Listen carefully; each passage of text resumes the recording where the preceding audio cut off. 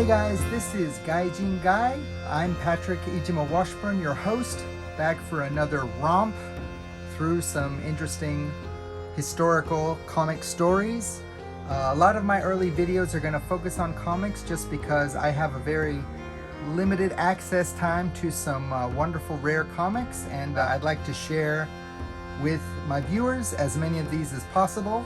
Today we're going to talk about Monkey Punch.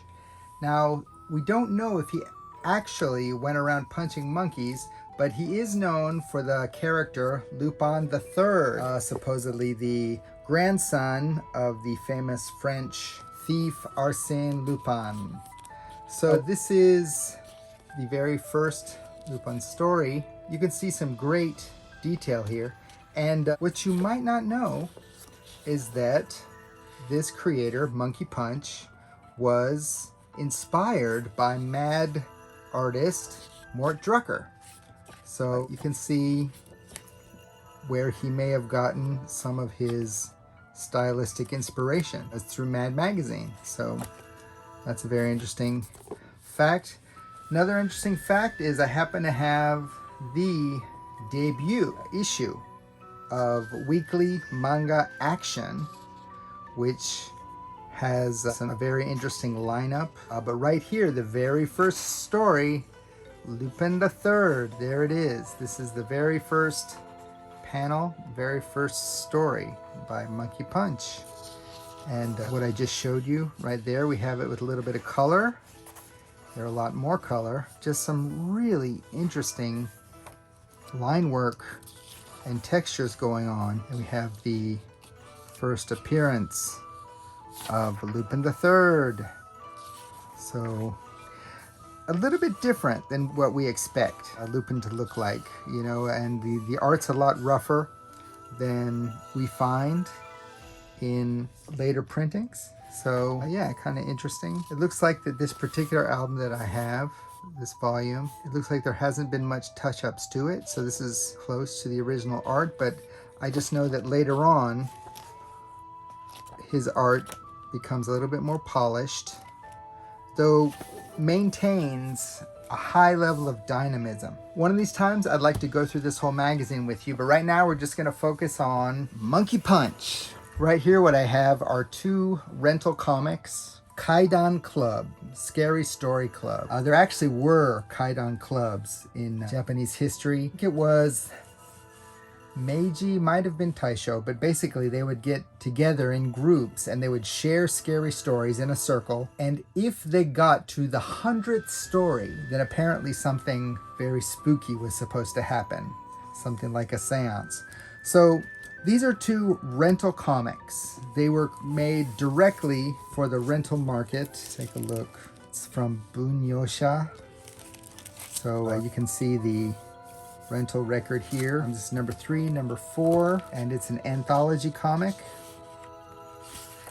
by 3 creators, Hisashuichi Shindo and Kato Kazuhiko. So we're going to focus on the last guy, Kato Kazuhiko, because he's the guy that we want to focus on. Kato Kazuhiko. This is none other than Monkey Punch.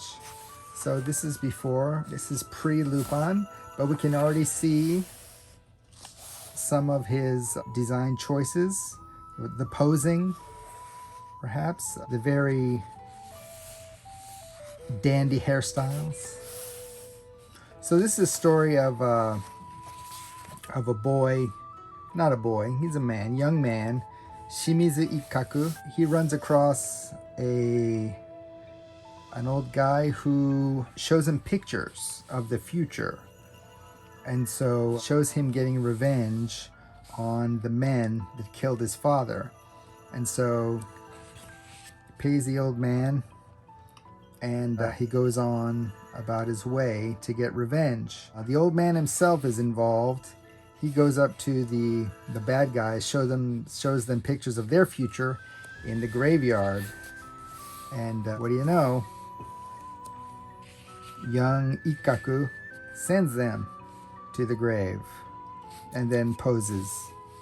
as you do. We find out the man who had his father assassinated is the head of the Assassin's Guild, and the name of the man of the Assassin's Guild is none other than Kato Kazuhiko, the same name as the creator of the comic. So he drew himself into the comic as the bad guy, and this is him.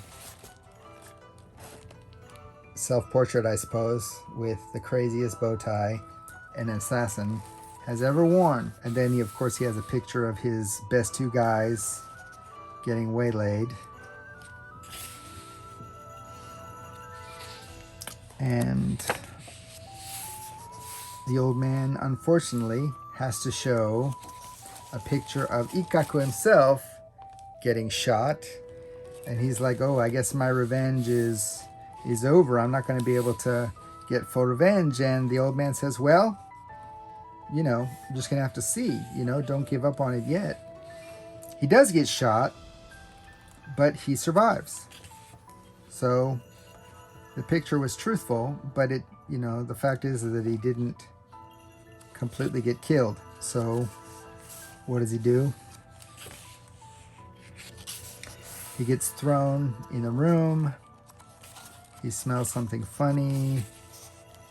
What does he smell? Gasoline. And he sees a picture of the boss. Well, no, this is the boss looking at a picture of himself on fire. At the same time, Ikkaku finds gasoline behind some boards in the wall. He sets the gasoline up in what is known as the worst prank ever. Ties it to the doorknob and gets his lighter ready. And then, of course, as soon as the bad guys come in, they get sprayed with gasoline. There's a quick gun battle. And, oh yes, he is victorious. Yeah. And so he asks the old man to take one last picture.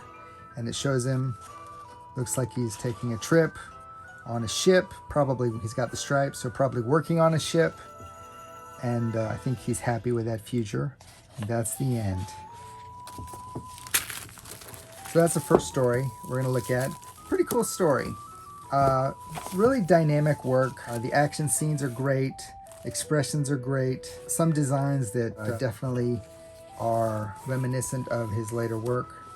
So now let's get into Kaidan Club number 4. And again, it's 3 creators. And we have the third story, Kato Kazuhiko. This time he's written his name in kanji, not in katakana. So let's do a quick flip through to get to where we want to go. The last story. And here we are. Channel 0. Mystery Theater. Channel 0. And okay, now it's hiragana. The guy just couldn't make up his mind. Kato Kazuhiko Pro. So I don't know if is he saying that he has a production company, or is it really just he himself? I'm not sure, but let's take a look at the work. Now these rental comics, not always the best printing, as you can see. This printing is a little rough, a little fuzzy, but here we have a junk man who this inventor is selling him his TV that he created, a transistor TV. I think what he means is like a portable TV. It's the last thing he owned, and he doesn't have any more money. And he says, well, I've only got 2,000 yen. He says, well, I'll take it. And if you have any problems with it, let me know. I'll fix it. And so he goes home, and waiting for him is this guy who actually has the same name and the same birthday as our Junkman hero. So unfortunately, he finds out that, well, before we get to that, okay, first of all, he has the channel fixed, has the TV fixed so it wouldn't work. And when he turns it on, he sees the answers to the test that he's supposed to take tomorrow to get hired at the factory. And so when he actually takes the test, he does really well. So he decides, ooh, I can use this TV to my benefit. He hears the lottery numbers, goes to buy the lottery tickets, but they've already all been bought up by his doppelganger. And so the doppelganger is like, you know, yeah, you want these tickets? You can't have them. Yeah, and he like tears them up right in front of him. So the guy's like, why are you bugging me so much? Why are you, you know, being so awful to me? And apparently, you know, he learns that doppelgangers aren't supposed to exist at the same time. If they do, one of them goes to hell and the other goes to heaven. So what happens is the doppelganger has apparently killed this guy's brother, and now this guy thinks that he's the killer. Our hero's the killer. But the doppelganger comes in time and kills the killer. So he saves him. That's when he reads the book, finds out about heaven and hell, and they decide to end things once and for all through a game of Russian roulette. And so they're flipping the cylinders, and he thinks all I have to do is watch my channel 0 and see which bullet is going to be the bullet, what number bullet, and then I can tell him, the other guy, to go first, or I'll go first. But unfortunately the TV doesn't show up, so he's forced to let the other guy go first. He takes the second shot and bam, blows his brains out. So then we find out that his doppelganger is actually a ghost. He's already been in hell for like 3 years, and the TV guy is actually his father, who is also dead and in hell. And for some reason, now that our main character is dead, he can go to heaven. He's gonna be in heaven, and he says, up in heaven, I'm gonna thank him for allowing me to escape hell, and I'm gonna be his best friend. So, okay, interesting. That's it, guys. Thanks for joining me. See you next time.